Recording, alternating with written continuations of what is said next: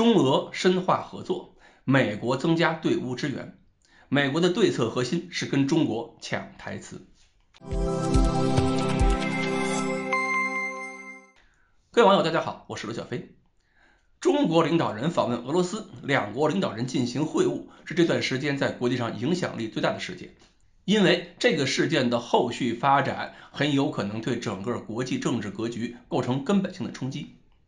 俄罗斯呢，在俄乌战争僵持不下、外交局面越来越困难的情况下，对这次会晤寄予了厚望，给予了中国最高的接待规格。我们看到了普京拿出了他接待外宾用过的最小的桌子，相比之下，他会见马克龙用的桌子让人想起了电影《甲方乙方》里边那场阿依土拉公主相亲的戏。由于大家都关注中国会在俄乌问题上发挥什么样的作用，因此很多媒体进行报道的时候，也把中俄在俄乌问题上的声明内容作为了报道的重点，强调中国都认为应该通过和谈解决乌克兰危机。俄方呢还表示欢迎中国愿为通过政治外交途径解决乌克兰危机发挥积极作用。而在中俄领导人会晤之前，中国外交部就已经提前做好了对乌克兰的安抚工作，表示中乌关系不受这场战争影响。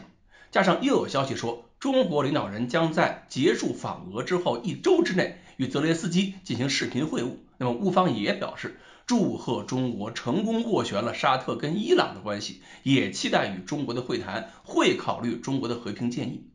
看上去呢，现在是存在了一个由中国来破局的机会，但是这里有个难点是我们无法回避的，那就是目前俄军控制的克里米亚以及东乌4州的部分区域的归属问题。这基本成了俄乌问题的死结。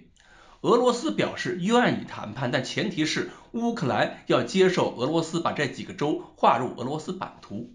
乌克兰也说愿意谈判，接受中国的调解，但前提是俄罗斯要从乌克兰领土撤军。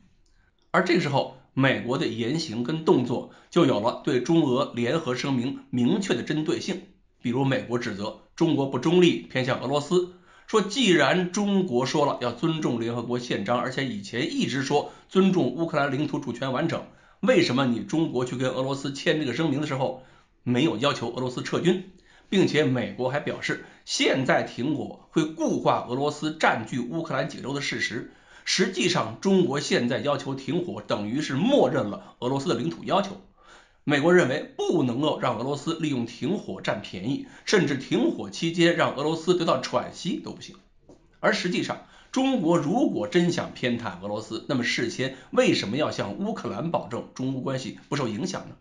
中国至今都没有承认克里米亚属于俄罗斯，更不用说乌东4个州。毕竟俄罗斯用组织公投，然后宣布并入俄罗斯这种方式吃掉4个州，这个方法我们是不认可的，因为会给我们解决台湾问题带来很多的麻烦。所以美国这种指责其实是乌克兰方面不需要担心的。中国要促成和谈，一定会顾及双方的利益。俄罗斯也很清楚中国这个立场，并且表示理解，证明双方在领土主权归属问题上是存在分歧的，但是中俄双方可以搁置这个争议。美国的言论呢，其实就是要跟中国抢台词，尤其是在中国推动中东和平之后，美国认识到不能让中国影响力进一步增长，那就要争一下谁的路线能让更多国家认同。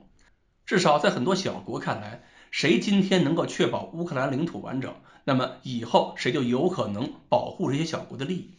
因此美国不仅要告诉其他国家，中国不要求俄罗斯撤军是伤害乌克兰的利益，而且美国还加强了与欧洲国家的协调，达成了1年内向乌克兰继续提供100万发炮弹的协议，并且要在向乌克兰提供 M1A2SEP3 坦克之前，先提供一批 M1A1 坦克应急。总之是要增加乌克兰坚持战争的能力和信心，说白了也是收买人心。乌东领土归属问题目前在舆论斗争方面确实对美国实在太有利，中国要在俄乌问题上抓住新的机会颇为不易。如果我们处理很好，欧洲会感觉中国才能给欧洲带来安全感，如果我们处理不好，反而会加强欧洲对美国的依赖性。所以我们要有足够的心理准备，中国要在国际秩序上发挥更强的领导作用，绝不会一帆风顺。我们不仅要考虑更多方面的利益诉求，而且肯定也会遇到各个方面的阻力，包括来自身前的阻力，还有来自身后的阻力。